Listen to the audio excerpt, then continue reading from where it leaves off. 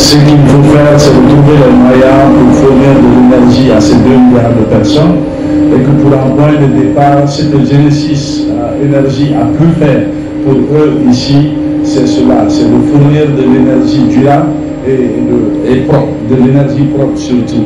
C'est une ambition qui est nourrie ici, mais qui est aussi nourrie partout ailleurs en Afrique, qui est un point de départ.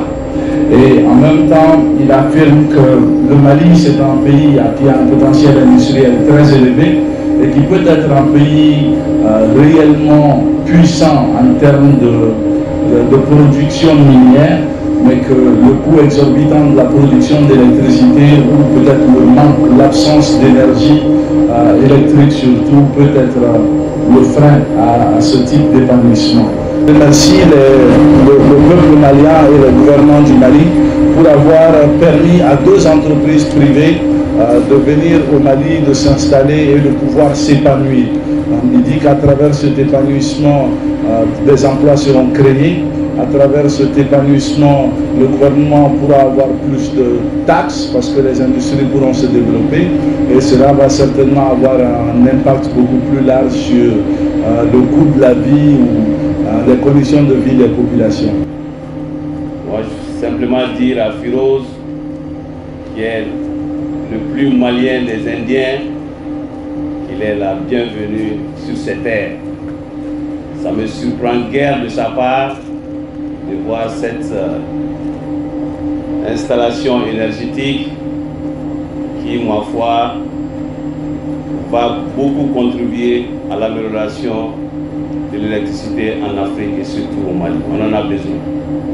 Donc je le dis, bravo Firoz, bravo à Malik Kazou, bravo à Genesis Energy. Je vous remercie. Pour ceux qui ont fait la visite, vous avez pu voir que nous avons 2 conteneurs de 20 tonnes pour un total de 40 tonnes. Ces conteneurs ont du GPL, qui est du gaz liquéfié. Avec 40 tonnes, nous pouvons alimenter la centrale pour environ 15 à 20 jours. Et la centrale fonctionne de la manière suivante. On a du GPL, qui est du gaz liquide dans les turbines, dans les tanks. Il passe par 3 étapes. Il y a la combustion, le compresseur et ensuite les turbines. D'abord, nous tournons le gaz liquéfié en gaz sec qui s'allume avec l'oxygène de l'air ambiant pour créer une combustion. De la combustion, on passe à la compression et ensuite on fait tourner les turbines. Et les turbines alimentent l'usine. L'autre point qu'Abbas voulait signaler, c'est que son équipe, c'est une équipe technique et à 3 gentlemen, je le dirai en anglais. C'est des jeunes hommes maliens qu'on a formés pendant 3 mois. Et c'est un point très important du management. Le Mali Kachou et le Genesis de faire appel à la main locale. Donc nous avons utilisé 3 jeunes hommes locaux formés et c'est eux qui s'occupent de l'opération sur le site. Donc encore une fois, merci à tout le monde, merci au peuple malien. Le système électrique qui existe passe par des générateurs. Ces générateurs-là polluent beaucoup. Pollue non seulement l'environnement, ça pollue aussi la santé humaine, surtout les poumons. Ça affecte les poumons, ça peut causer des maladies respiratoires.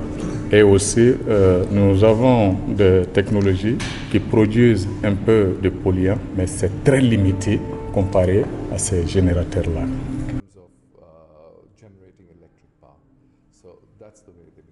Ça va réduire le coût de l'électricité normalement. Comme exemple, au Bénin, nous avons fait un projet similaire qui a une capacité de 45 MW qui a été mis en œuvre au Bénin et qui a significativement réduit le coût de l'électricité au Bénin. Donc c'est ce que nous voulons faire au Mali aussi. C'est pour cela que nous voulons collaborer avec l'EDM afin de mettre en œuvre un tel projet au Mali, afin de réduire le coût global de l'électricité pour les populations en général, mais surtout pour les usines, les industries, ce qui est très important pour le développement socio-économique.